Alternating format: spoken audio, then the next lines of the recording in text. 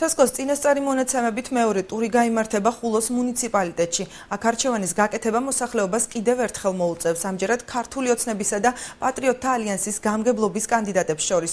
როგორი იყო მოსახლეობის აქტივობა და როგორ ვითარებაში ჩაიარა ხულოში თვითმმართველობის არჩევნებმა. ჩვენი რეპორტაჟი მაღალმთიანი აჭარიდან. თვითმმართველობის არჩევნების წინასწარი შედეგების მიხედვით ხულოს მუნიციპალიტეტში პარტიები პატრიოტთა ალიანსი და ქართული ოცნება ლიდერობენ. გამგებლობის კანდიდატებმა 50%-იანი ბარიერი ვერ გადაალახეს, რის გამოც მუნიციპალიტეტში მეორე ტურის ჩატარებას არ გამორიცხავენ. ლიდერებს რა თქმა უნდა გამგებლებში ბატონი ბესიკ ბაუჩაძეს ოცნების კანდიდატი იყო, რომელმაც მიიღო 59.7%. ხოლო ემზარ ბოლქვაძემ მიიღო 31.7%.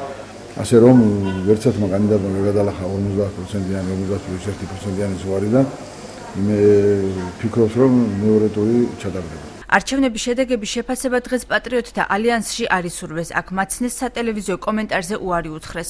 ხულოს მუნიციპალიტეტში მეორე ტურის ჩატარებას კოალიციაში გამორიცხავენ. ქართული ოცნების ხულოს შტაბის უფროსი ჯამბულ ხოზრევანიძე განმარტავს, რომ მიღებული შედეგების გასაჩივრებას პარტია სამომავლოდ არ აპირებს. ნინო ბურჯანაძე ერთიანი ოპოზიციის ხულოს ორგანიზაციაში ფიქრობენ, რომ მართველი პარტია გამარჯვებას ადმინისტრაციული რესურსების გამოყენებით შეეცადა.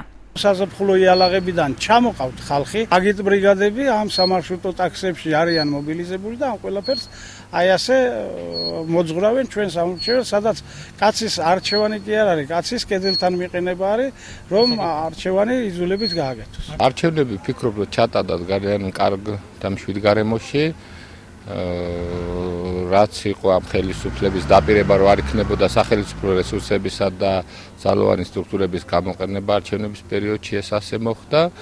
ვფიქრობ, ხალხმა გააკეთა არჩევანი, ჩვენ გასაჩივრებას არ ვაპირებთ. თვითმმართველობის არჩევნებში მონაწილეობა 14.152 ამომრჩეველმა მიიღო. ხულოში საარჩევნო პროცესებს ადგილობრივი მოსახლეობა და მედია საშუალებების წარმომადგენლები დადებითად აფასებენ. ბევრ არჩევნებს მოვწრები ვარ, საბჭოურს, პროსაბჭოურს და თანამედროვეს, მაგრამ დღევანდელი არჩევნები ფრიად საინტერესოა და ლამაზია იმით, რომ არ ხდება ზეწოლა.